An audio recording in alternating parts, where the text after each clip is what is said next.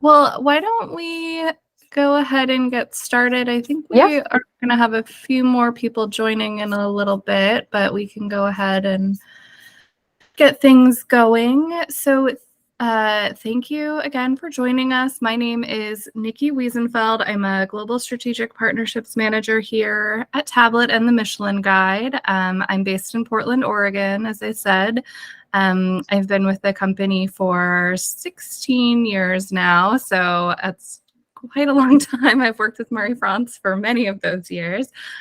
So we've seen the changes in markets in the travel industry and in our company, and we're just kind of bracing for what's to come as well. And then I'm here, as I said, with Marie-France, if you want to say hi. Yes, sorry. Hi, hello. I forgot to say hello. Thank you. Yes, and welcome. So I think by now, probably if you're joining, you have already heard our little spiel about Travel Week. If it's your first time, this is the second year that we're holding this event, and we really, kind of conceived it as a way to bring together our larger hotel community, to connect with our partners, and bring them together to engage and interact, and get a little bit more of a wider view of how our business works. The hotels in our selection are, in essence, the foundation of our mission. And so we've found so much value in connecting with you and bringing you all together, educating you, letting you know what's happened this year, what we think is going to happen next year, hearing from you, all that fun stuff. So as always, we hope, from this week and the session, you'll take away the idea that being part of Tablet and the Michelin Guide is really being a part of something bigger. So we did, earlier this week, we had a few sessions that were dedicated to our overall kind of travel trends, data that we've seen for 2023, kind of a general overview of the year and what we're expecting for next year. But for this year, we also wanted to kind of break it down into some smaller regions and really kind of dig into that more granular data and talk about trends that we're seeing, performance, and all of that within these smaller regions. So today we're talking about the West Coast. And our goal for this session is really, like I said, to recap 2023 and kind of highlight some key takeaways from the data that we've pulled. And then we also want to talk about what to expect for next year as much as we can, just based on what we have seen this year and what we're predicting. And then also just talk a little bit about, hotels are always asking us what they can do to stand out, what they can do to get more bookings. So we always want to kind of wrap up with that. And we're happy to take any questions and kind of make this as much of a discussion as possible. It's a little small group right now today, but we're happy to discuss anything specific that you might want to know. Absolutely. So let's start with our performance recap. So I think we all kind of know that recovery in the US and on the West Coast has been somewhat rocky. There have been some regions and markets that have really performed, had really strong performance, and others that have not recovered as well. But overall, for the West Coast, we know that search interest and demand is still up over pre-pandemic levels. So that still means that people are inspired to travel to the West Coast. They're still thinking about it. They're still looking, they're interested in hotels in those markets. So that's encouraging to know that, it hasn't been, people aren't forgetting about these markets. Conversion rates are somewhat flat, which kind of makes sense when you see that search is up. But we'll talk a little bit more about maybe what has affected that. Hotel rates, of course, I think this is kind of the story across the board, are elevated. They have been elevated all through 2023. They spiked just a few months ago for this region. And we'll talk a little bit more about rates and, kind of gross booking value as well. And then, like I said, we've seen a 27% increase in average booking value. So that's kind of coupled with the high rates and the increased length of stay that we're seeing with our users, with our clients, has kind of resulted in that increase. And we can see that people are willing to spend more money. So as I said before, search demand increased 15% compared to 2019. And like I said, that really shows that interest that we saw in 2022 has not really slowed down. The recovery, the sort of rebound, revenge travel interest is still fairly strong compared to pre-pandemic. And then looking a little bit more closely at conversion rates. So our conversion rates haven't necessarily recovered to match pre-pandemic levels. And a couple of reasons for that are bookings are still lagging over pre-pandemic. So down about 11% for bookings. But as I said before, we did see a fairly significant increase in search demand compared to 2019. So it kind of makes sense that when you're seeing more searches, that's kind of the look to book is going to be affected by that. We'll talk about this a little bit more, but we're also seeing that in our wider data. Americans, who are the biggest driver of bookings to the West Coast, are kind of trading in their domestic travel for more international vacations, which I'm sure our hotel partners have seen as well, have heard about. I think it's something like there's some analytical data that says that U.S. Airlines have increased their international capacity by 22%. So there's a lot more demand for international travel over this past year. But it's not all bad. We can see conversion kind of starting to tick up towards the end of the year. And even as, search demand has stayed fairly high. So people are starting to kind of book a little bit more towards the end of this year, which is good. And then again, looking at rates, they are still at all-time highs. Basically, all through 2023, hotel rates have been elevated and peaked, in fact, around July through September. That's kind of when we had the peak performance, about $450, which is pretty significant. It's come down a little bit, slightly below 2022, but overall, rates are still up 10% over pre-pandemic times.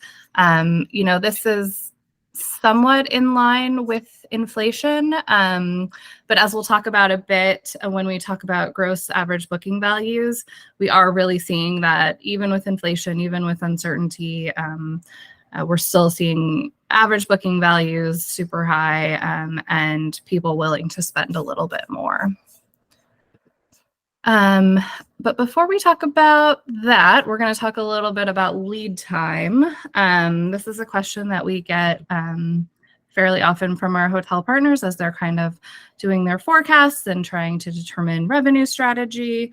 You can see on this slide that California specifically experiences shorter lead times compared to the rest of the West Coast. This is kind of behavior we've become accustomed to in these areas because the majority of bookers on our site are coming from, bookings are coming from domestic travelers. You can see the intercontinental, so that means people coming from other countries or other continents.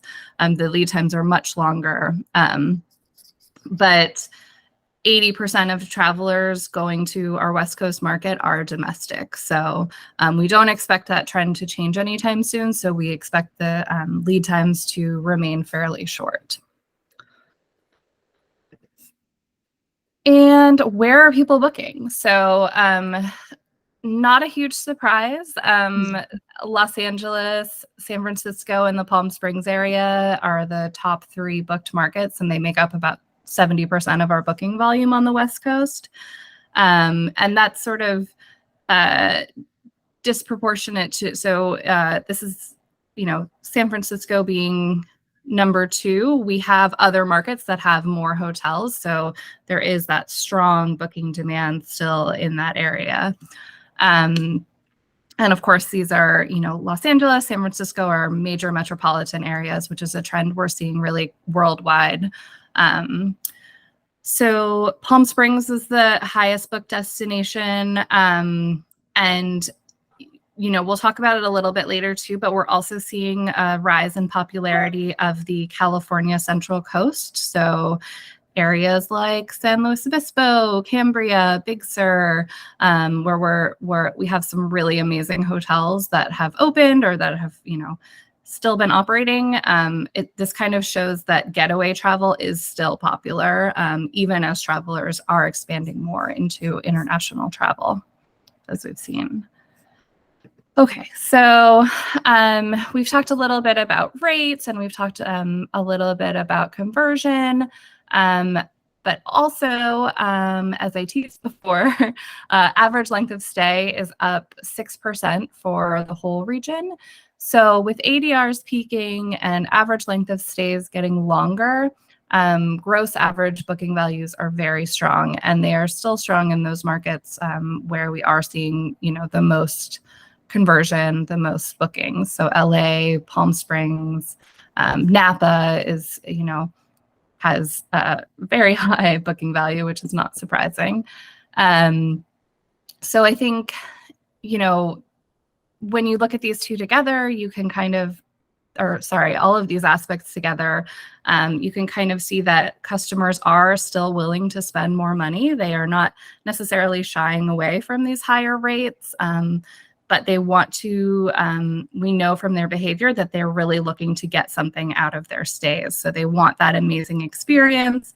They want that incredible trip that's going to be worth it.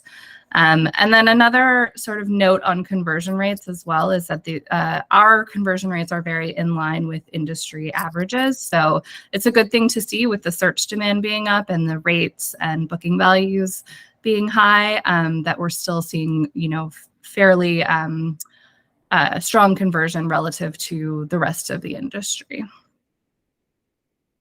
And now Marie-France is going to talk a little bit about how we are positioning ourselves for 2024 and kind of what we're expecting as well.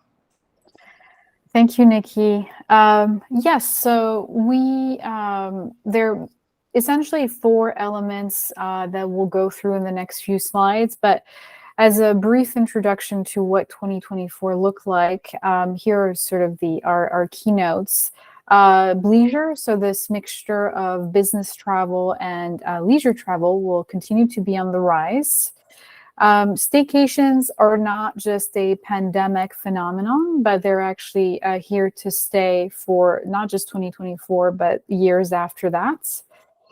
Getaways, as Nikki mentioned earlier, they're not going anywhere either, specifically on the West Coast, as we're seeing a spike in interest for these getaway destinations.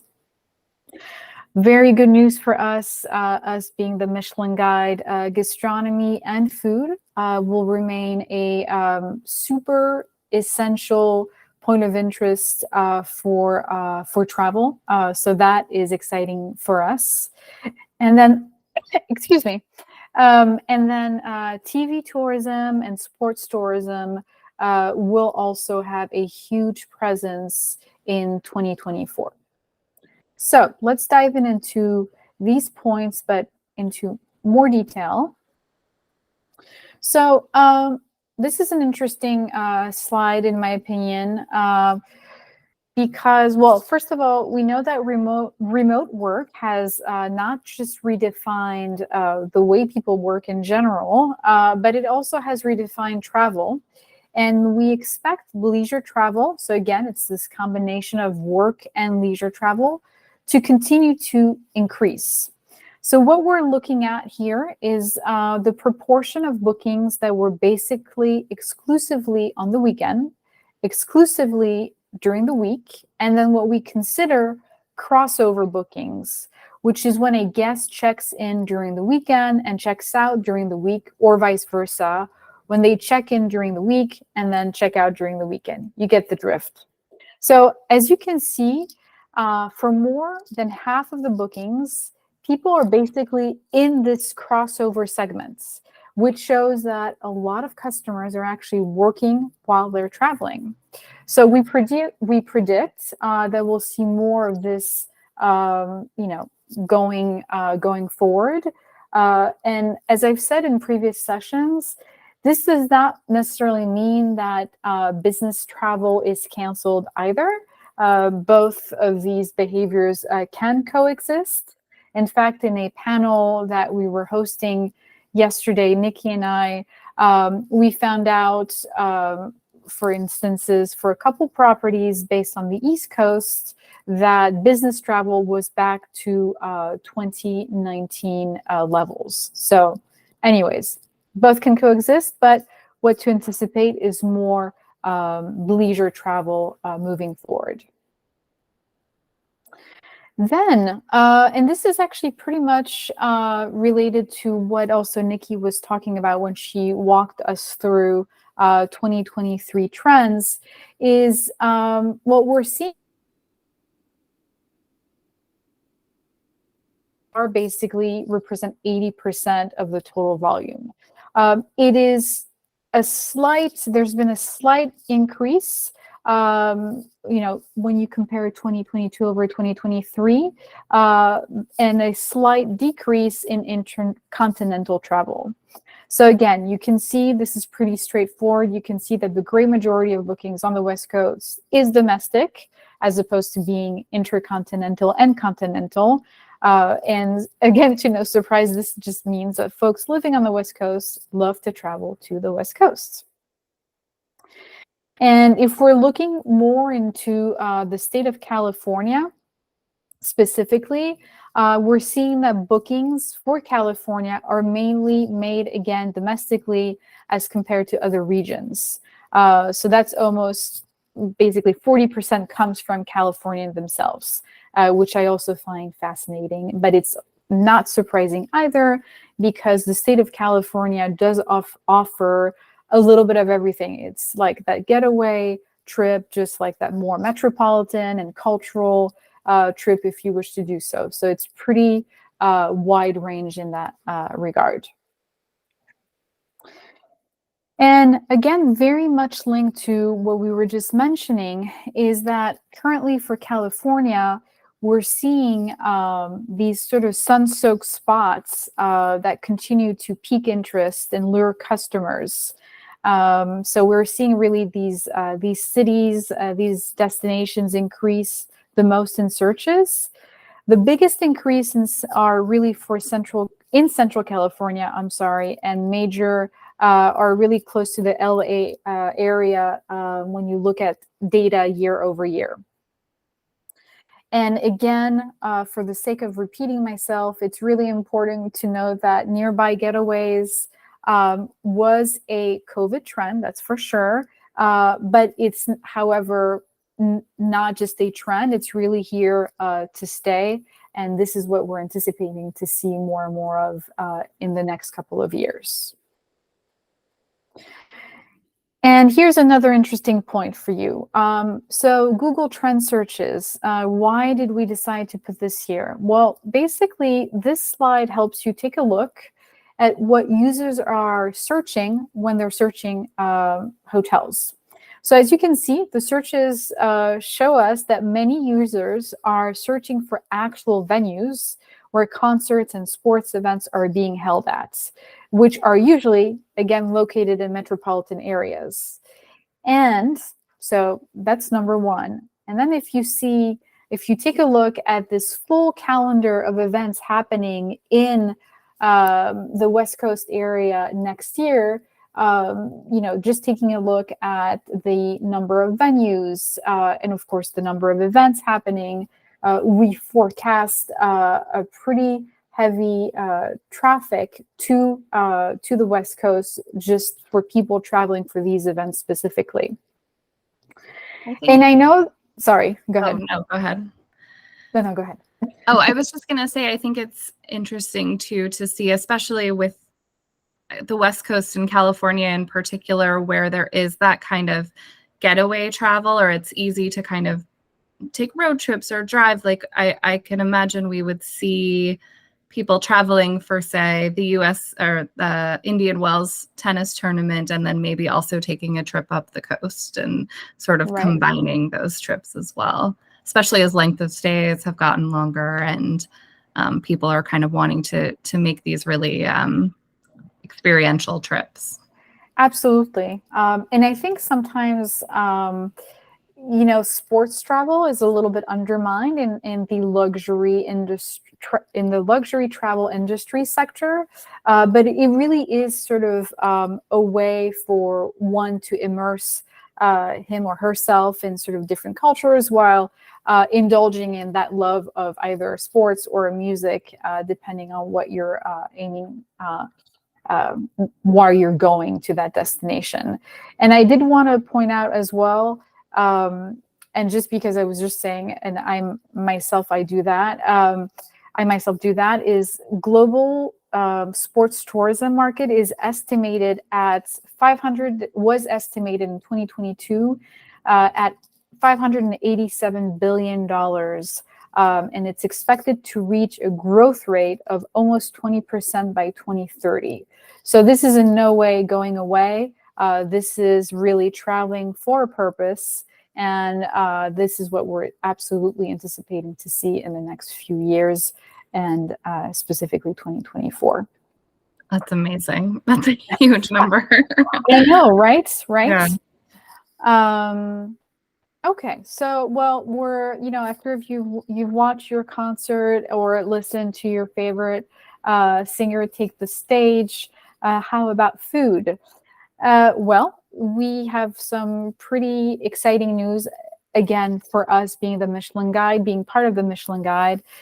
We know that 56% of users that basically looked at a West Coast hotel page on the Michelin Guide website also looked at a nearby restaurant in the same session. So this is just showing the level of interest in gastronomy our users have when they're booking hotels on the US West Coast. And just for you to know, in 2023, when Michelin revealed the new selection of restaurants for that year, I believe there were approximately 85 starred restaurants in the state of California. So that means restaurants with stars from 1 to 3, in addition to 143 Bib Gourmand restaurants. This is also very much linked. So this appeal to gastronomy is very much linked to another point that Nikki and I shared in our roundtable discussion yesterday, when we talked about the results of an American Express survey that took place in 2023, where it was said that food-driven travel is really growing in popularity among young travelers. So approximately 47% of Gen Z and millennials say that they have planned an entire trip around visiting a specific restaurant, compared to, for instance, 37% of respondents overall. So again, that's almost half of bookers that will be the majority very soon. So I think that's a very interesting point to note. And again, half of bookers that are the majority now. Yes, thank you. Yeah. Yes, absolutely. And we always love to hear at Michelin that travelers are interested in gastronomy. And to Nikki's point, these travelers are today half of the travelers, so it's not going anywhere. And we're even more so delighted because this is really what sets us apart from other online booking channels, is for users to have that ability to see and find a selection for both restaurants and hotels in one place. And in our panel discussion yesterday, we had a travel agent as part of our panel, and his insights were really fascinating because obviously he's working with his clients every day and hearing what they want and what they're looking for. And he said food is completely a main driver and motivation for where people are traveling. And he, basically every trip that he plans for his clients, they are asking about nearby restaurants and food. And then it's all kind of melded together for his business. So it's very cool to hear that. Absolutely. Yeah. Yes, he absolutely. It's almost like he made it sound like it was almost the majority of the requests that were made. I mean, I felt like it was that prominent. Yeah. Yeah. I think he said almost every single. Yeah. Okay. There you go. Yeah. I think he did say that. So yeah. Okay. So we've gone over sort of our 2024 projections, and here's a glimpse of what you can do on your end as a hotel based on the projections that we listed for you.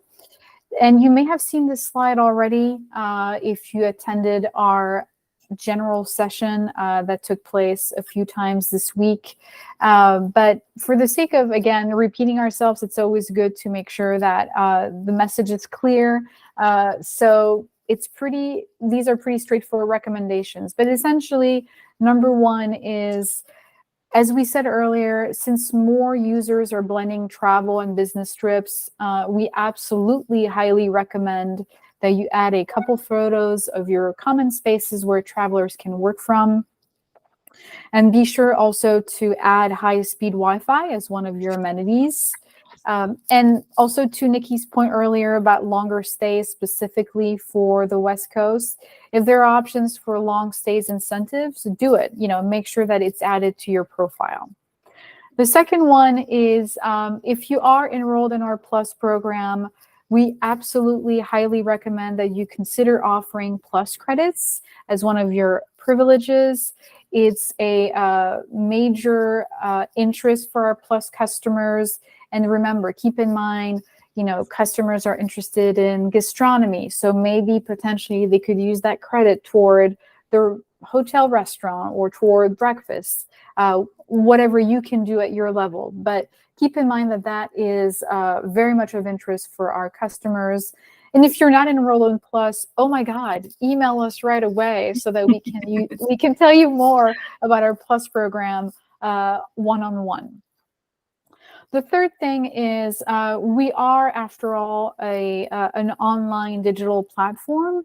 So we're very much in tune with, how we appear online, and also customers are there online checking and comparing prices all the time, no matter how much they're willing to spend. So keeping rates in parity is really essential because, as I said, our travelers are comparing prices online, whether it's Google Hotel Finder, MetaSearch, I meant to say Kayak, or any other tool that helps you do that.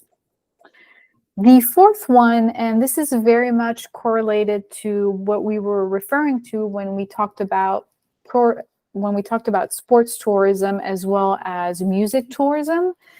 If you happen to be close to a specific venue, make sure to add that to your page, because that is clearly, as we saw from that Google search slide, this is really what customers are looking at. They want to know, okay, how long will it take me to get to this concert venue? I want to have a better understanding of where my hotel is located. So be sure to add that so that customers know what they're booking. Fifth, with Gen Z and millennial customers, really the key word is flexibility. Non-cancelable rates are a thing of the past, and yes, today these customers are looking for a maximum of flexibility. So as best as you can, and I know it's sometimes a little difficult, just try to incorporate as many flexible cancellation policies moving forward. And finally, we love the planet. We care about the planet, and I know you do too. So please make sure to fill out your sustainability assessments by heading to our extranet if you have not done so already. And be reassured. We're really in no way trying to be punitive. So any little small action that you are taking at your property, it will be highlighted, and any small action will count. So please don't be afraid. Go into the extranet and fill it out if you have not already done so. And then, of course, as we always say, if you have any questions, please feel free to contact us. Please contact our team, basically, at hotelpartnerships@tablethotels.com. And we will be delighted to chat with you and tell you more about our different options to boost your visibility on the site, the app, on both Michelin and tablets.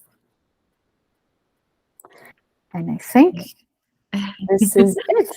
That's it. If anyone has questions, I see B joined us a little bit into the session, but if anyone has questions now, feel free to raise your hand or put something in the chat box. We're happy to answer. It's always interesting to me to also hear about what our hotel partners are seeing as well. We see our own data, we see macro data, but it's interesting to kind of know, where are your customers coming from, or are you seeing this, tourism or sports tourism as well, and the gastronomy element and all of that. So I really love to hear, where there might be similarities and where there might be differences.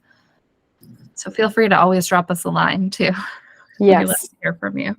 Exactly. Yeah. And if something comes up later, you can also email us, and we will be sure to address your question. Yes. Absolutely. Yeah. Great. Well, thank you again for joining us. We had a really nice time putting this together. Marie-France and I, like I said, we've both worked together for so long, and we're both very obsessed with data and analyzing that data and finding trends and kind of putting together the whole big picture. So it was really fun to see the sort of overall global trends and then break it down for this region as well and see how things kind of fit into that big picture. So I hope this was helpful. And again, yeah, if you have any questions, please let us know. And thank you again for your time. Thank you for being amazing hotel partners. We love working with you, and we're excited to see what's to come in 2024. Absolutely. Thank you, everyone. Thank you. Bye-bye. Bye.